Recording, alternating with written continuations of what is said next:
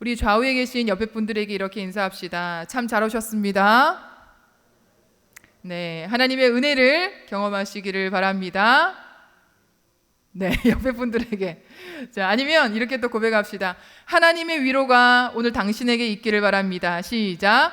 하나님의 위로가 오늘 당신에게 있기를 바랍니다. 아멘. 네, 오늘 말씀은요, 이제 불꽃이 아닌 숯불의 온기로라는 제목으로 여러분들과 함께 하나님의 말씀을 나누고자 합니다. 여러분께 질문을 먼저 하나 드리도록 하겠습니다. 여러분은 불꽃처럼 뜨겁고 또 눈에 확연하게 드러나는 그런 사랑과 또 하나님의 기적을 원하십니까? 아니면 숯불처럼 은은하게 그리고 오래도록 지속되는 이 사랑과 또 하나님의 은혜를 원하십니까?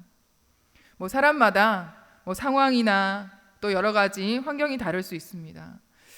때로는 수련회나 또 특별한 순간에 불꽃 같은 성령의 임재를 경험해야 할 때가 있고요. 또 어떤 순간에는 이 숯불처럼 은은하고 잔잔하게 하나님의 은혜를 경험할 때도 있습니다. 이 불꽃과 숯불은요, 비슷하면서도 참 다른 부분을 가지고 있는데요. 먼저 불꽃의 특징이 있습니다. 불꽃은 강렬합니다. 그리고 눈에 띄고요.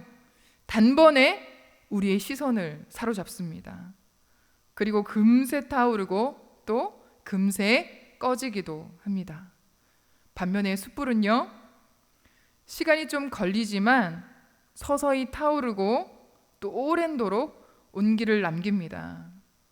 겉보기에는 활활 타오르지 않지만 그 안에는 깊은 온기와 또 따뜻함이 있습니다. 성경에도요, 이 두 가지의 의미가 좀 다르게 사용이 됩니다.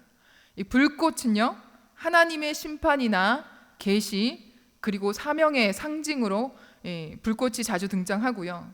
우리가 아시겠지만 그 모세가 그 떨기나무 불꽃 속에서 하나님의 사명을 받습니다.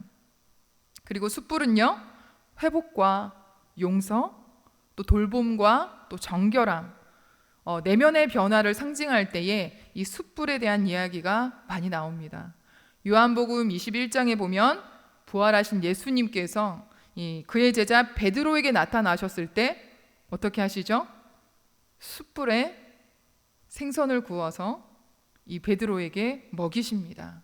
그러면서 그가 마음의 회복이 일어났던 그런 장면을 우리가 볼 수가 있습니다.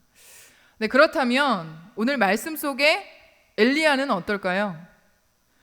엘리야는 하나님의 불꽃 같은 기적을 수없이 경험한 사람이었습니다. 이스라엘의 기근이 올 것을 예언하고 또 사르밧 과부의 집에서 하나님의 공급하심을 경험하고요.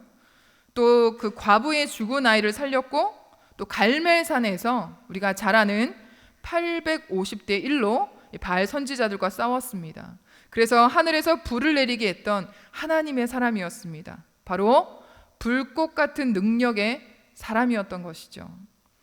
하지만 그런 엘리야가 오늘 말씀해 보니까 이세벨이 아합 왕의 왕비인 이세벨이 자신을 찾아서 죽이려고 한다는 소식에 겁을 먹고요. 자기 종인 사환을 남겨두고 혼자 도망을 가는 장면입니다. 그러면서 이 엘리야가 이렇게 고백하죠. 우리 본문 4절을 다 함께 읽어보겠습니다. 시작. 자기 자신은 광야로 들어가 하루길쯤 가서 로뎀 나무 아래에 앉아서 자기가 죽기를 원하여 이르되 여호와여 넉넉하오니 지금 내 생명을 거두시옵소서. 나는 내 조상들보다 낫지 못하니이다 하고. 여러분, 이 말씀에 보니까 지금 엘리야의 심정이 좀 어떤 것 같습니까? 하나님 앞에 헌신의 마음을 다짐하는 것 같습니까? 아닙니다. 이 엘리야는요, 그동안 하나님의 기적과 같은 삶을 살았지만 지금은 어떤 상황일까요? 아주 극심한 고난에, 고독과 좌절에 빠져있는 모습입니다. 그는 그의 목숨보다도 더 소중했던 그 사명 앞에서 왠지 하나님께 외면당한 것 같은 깊은 슬픔과 분노를 느끼고 있습니다. 그는 하나님께서 그에게 아합 왕에게 가서 이스라엘에 3년 동안 비를 내리지 않을 것이라고 전하라고 했을 때 그는 목숨을 걸고 아합 왕 앞에 가서 그것을 전하였습니다. 그리고 바알 선지자들과 850대 1로 싸울 때도요, 자신을 도와주는 그 누구 한 사람도 없었지만 하나님만 바라보고 그 일에 담대하게 나가서 싸웠던 것입니다. 그러다 보니까 이 본문 말씀 4절에 대한 내용을 보면 자신의 죽음에 대한 이 단순한 두려움 때문에 자기를 죽여달라는 것이 아니라 자기를 죽여달라는 것이 어떤 마음이 있는 것이죠?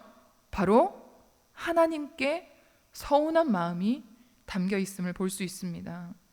아니, 이렇게까지 했는데 하나님, 내가 이렇게까지 목숨 바쳐서 수고했는데 도대체 왜 아무것도 바뀌지 않습니까? 왜 바알 선지자들은 그대로 있고 왜 이스라엘 백성들은 저렇게 무력하게 아무것도 변하지 않고 있습니까? 하는 그러한 섭섭한 마음을 하나님 앞에 드러내고 있는 것입니다. 자신은 하나님의 말씀 앞에 자신의 전부를 걸었는데 아무것도 달라진 것이 없는 현실을 바라보니 그는 너무나 외로웠습니다. 악한 아합 왕이 그대로 통치하고 있고 바알 선지자들도 전혀 요지부동합니다. 자신은 죽을 만큼 최선을 다했는데 왜?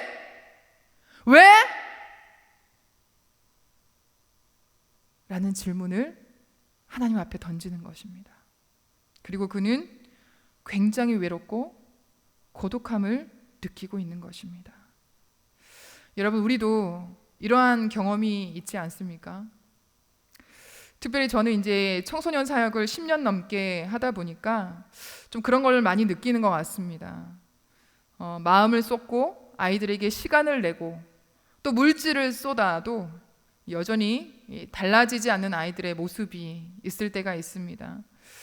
이쯤 되면 좀 가까워졌겠지. 이쯤 되면 내 마음을 좀 알아주겠지. 이쯤 되면 교회 나오겠지. 이쯤 되면 기도할 수 있겠지. 말씀 보겠지. 시험 기간에 교회 나오겠지. 안 나오더라고요. 어느 순간 또 마음과 물리적 거리가 생기는 그 순간들을 볼 때면요, 정말 포기하고 싶고 또 저에게도 절망감이 몰려올 때가 있습니다. 여러분도 그렇죠. 열심히 애쓰고 기도하고 헌신하고 섬겼는데 상황은 도무지 나아지지 않고 어렵고 힘든 순간들은 계속 찾아오고 나의 아픔과 슬픔의 순간은 점점 더 깊어지는데 그 누구도 알아주지 않고 그 누구도 몰라주는 그 절망적인 순간들, 가슴이 미어지고 쓰라릴 만큼 고통스럽고 외롭고 고독한 그 마음을 우리는 아마 느껴보신 적이 있을 것입니다. 여러분, 이 인간의 고독이 얼마나 위험하냐면 미국의 브러검 여대의 심리학자인 이 줄리안 홀트 런스테드 교수는 이런 말을 했습니다. 인간의 고립은 흡연보다 더 위험하다. 여러분, 이게 무슨 말일까요? 이 몸에 제일 해로운 것 중에 하나가 이 담배입니다. 흡연이죠. 이거 다 아시죠? 그런데 이 흡연보다 더 위험한 것이 바로 외로움과 고독함이라는 말을 했습니다. 이 사회적으로 고립되는 그 심리로 인해서 어떠한 결과가 나올까요? 조기 사망률을 크게 높이기 때문이라고 합니다. 오늘 본문에 이 자신을 죽여달라고 말하는 이 엘리야도 이런 고독함 때문에 하나님께 이렇게 외치고 있는 겁니다. 뭐라고요? 죽여달라고요. 그냥 나 죽여주세요, 이거예요. 그는 하나님에 대해 서운했습니다. 서운함만 있는 게 아니라 하나님께 대해서 자신을 외면했다라는 그 좌절감, 거절감, 그리고 이렇게까지 했는데 하나님께서 내 마음을 몰라주고 이스라엘 백성들의 구원을 위해서 나 혼자만 이렇게 아둥바둥 애쓰고 있다는 이 절박함과 이 막막함이 하나님에 대한 원망으로 바뀌기 시작했습니다. 그리고 그 마음에 차라리 자신을 죽여달라는 이 극한 분노로 이어진 것이죠.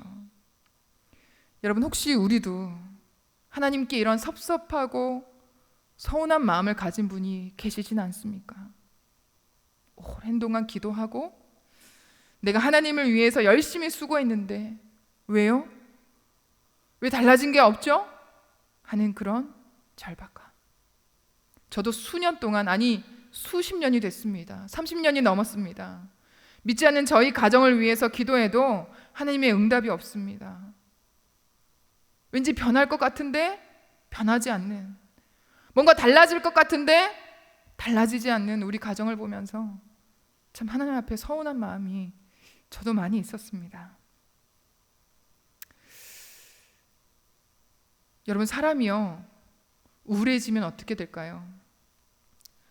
우울해지면 자신에 대한 잘못이나 자신에 대한 뉘우침보다는 상대방을 탓하게 됩니다. 어떻게 해요? 내가 이렇게 힘든 거는 내가 아니라 너 때문이야. 내가 이렇게 잠을 못 자고 내가 이렇게 괴롭고 힘든 거는 너 때문이야. 그래서 그 우울함이 그게 달했을 때 뭐 뉴스에서만 보나요? 현실에서도 그런 게 일어나더라고요. 연인이었던 관계가 헤어지면 그 상대방을 살해하기도 하고요. 또 자신을 무시하고 이 외면했다는 사회적 고립감에 다른 이들을 무차별적으로 묻지마 폭행을 하고 칼부림을 휘두르는 그러한 사람들이 있습니다. 좀 우스개 이야기일 수도 있지만 저희 어머니 아버지도 이렇게 결혼한 스토리를 제가 가끔 들어봤는데요. 저희 아버지 어머니가 사랑해서 결혼한 게 아니라고 하시더라고요. 그러면 어떻게 결혼했냐라고 물어보면 저희 아버지가 결혼 안 해주면 나 약 먹고 죽을 거야. 그래서 저희 어머니가 결혼했다고 하시더라고요. 저희 아빠한테 물어봤습니다. 아빠, 왜 그런 약을 먹고 죽으려고 했어? 진짜 죽으려고 했어? 그랬더니 저희 아빠가 그런 말 하더라고요. 아, 결혼을 안 해준다고 하니까 너무 외롭고 쓸쓸해서 내가 너무 비참해서 내가 이 약 먹고 확 죽어버리면 너희 엄마가 괴로울 거 아니야. 상대방이 괴로우라고. 여러분, 자살하는 사람의 마음에는 그런 것들이 있습니다. 내가 죽으면 네가 괴롭겠지.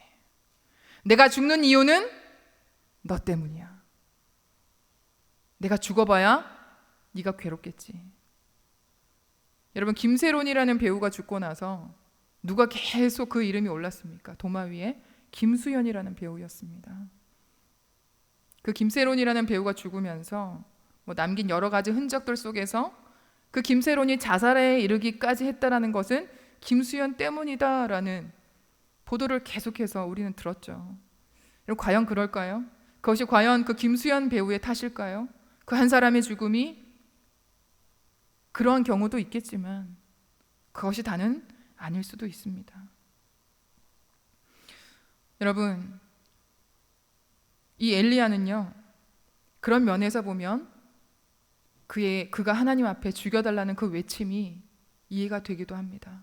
얼마나 괴롭고 힘들었으면, 얼마나 슬프고 외로웠으면, 얼마나 힘들었으면 그렇게까지 외쳤을까. 그런데 이 엘리야는요, 늘 불꽃 같은 기적이 그의 삶이었습니다. 그리고 전쟁에서의 승리를 늘 경험을 했어요. 그랬던 엘리야이기 때문에 자신이 이렇게 위급하고 힘든 순간에 또 하나님은 어떻게 나타나길 바란 겁니까? 엘리야가 또 기적과 같이 자신을 구해 주시길 바랬어요. 그런데 엘리야는 그렇게 찾아오신 하나님이 없었다라는 거예요. 그러니까 하나님이 이제는 뭐예요? 하나님이 이제는 나를 전혀 돌보시지 않구나. 하나님은 나를 잊어버리셨구나. 나를 외면하고 있구나. 전혀 보이지 않는 하나님, 침묵하고 계신 것 같은 그 외로움에 엘리야는 울다가 잠이 듭니다. 그런데 그 순간에 누가 찾아오시나요? 하나님께서 천사와 함께 찾아오십니다. 그렇게 하나님께 죽여달라고 외치며 울며 잠이 든 그 엘리야를 하나님께서는 정죄하거나 그를 다그치지 않으십니다. 대신 숯불 위에 구운 떡과 물 한 병을 준비하십니다. 그리고 성경엔 나와 있지 않지만 왠지 하나님께서 이렇게 말씀하셨을 것 같아요. 엘리야야, 너 참 많이 힘들었구나. 너의 눈물도, 너의 고통도, 너의 답답함도 내가 다 알고 있어.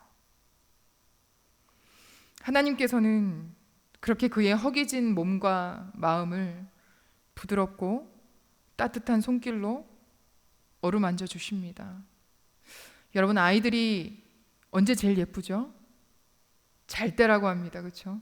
저도 그렇더라고요. 자는 아이 방에 가서 이렇게 머리를, 이마를 이렇게 탁 쓰다듬으면요, 그때만큼 아이가 예쁠 때가 없습니다.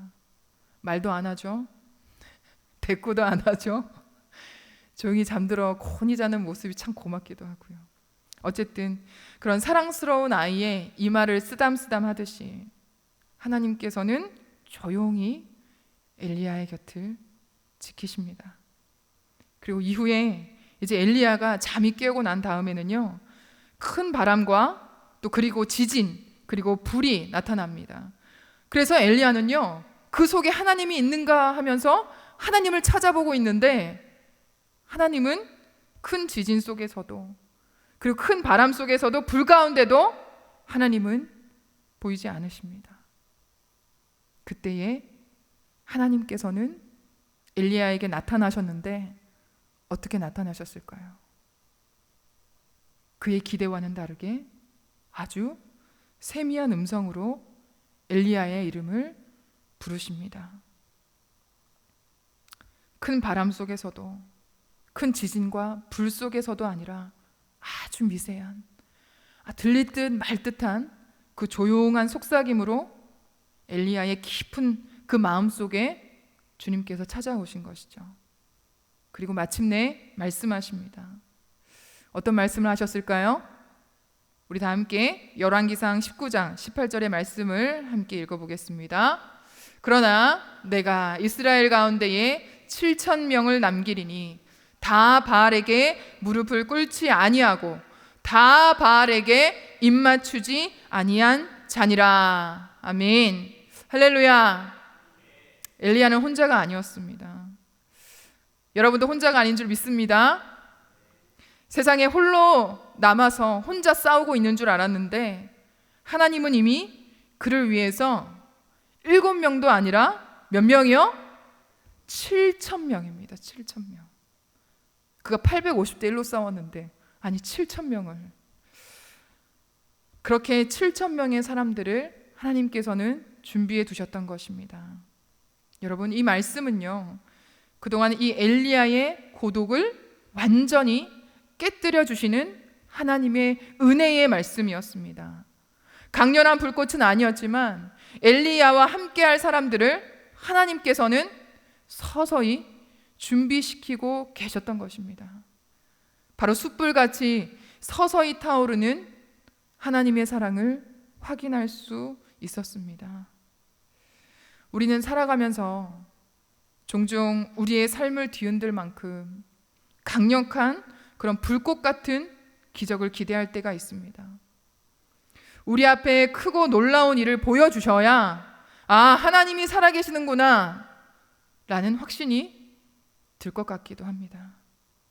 하지만 오늘 엘리야를 찾아오신 그 하나님은요, 그런 눈부신 기적만이 아니라 더 깊은 믿음의 자리로 엘리야를 이끌고 계신다는 것입니다.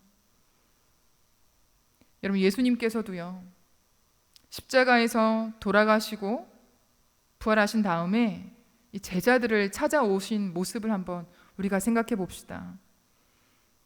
그들에게 불꽃같이 강렬하게 아주 임팩트 있게 찾아오셨습니까? 아닙니다. 그들의 일상에 잔잔하게 조용히 스며들어 오셨습니다. 물고기를 잡지 못해서 낙심해 있던 그 베드로에게 나타나셔서 그에게 숯불로 구운 조반을 먹이시고 일상에서 평범하게 길을 걷고 있던 두 제자에게 살며시 다가오셨습니다. 의심 많은 도마인 제자에게 그를 다그치지 않으시고 아주 친절하게 그 예수님의 손의 못자국과 또 창으로 찔린 옆구리를 만져보라고 그 모습을 보여주셨습니다.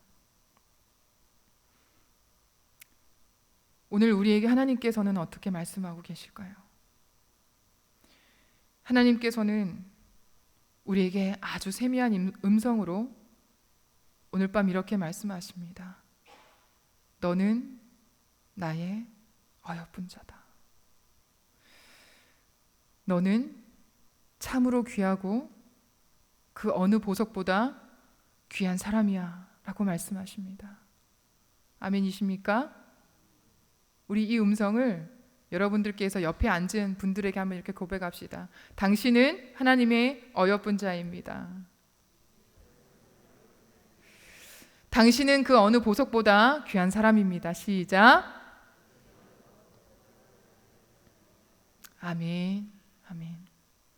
사랑하는 여러분, 이제 말씀을 맺으려고 합니다. 불꽃처럼 강렬한 하나님의 임재도 분명히 우리 삶에 필요합니다. 그러나 우리가 매일 마주하는 이 평범한 일상 속에서는요, 숯불처럼 은은하지만 잘 꺼지지 않는 하나님의 따뜻한 은혜가 더욱 깊이, 더욱 길게 우리의 영혼을 살리고 회복시켜 주십니다. 금세 타고 사라지는 그런 불꽃 같은 기적이 아니라 서서히 타올라서 우리의 주변을 온기로 채우는 그 숯불 같은 주님의 사랑이 여러분의 지친 삶에 하나님의 온기로 우리의 차갑고 외로운 삶에 따뜻하게 스며들어서 우리가 다시 일어나고 회복하는 저와 여러분들의 삶이 되기를 주님의 이름으로 축원합니다.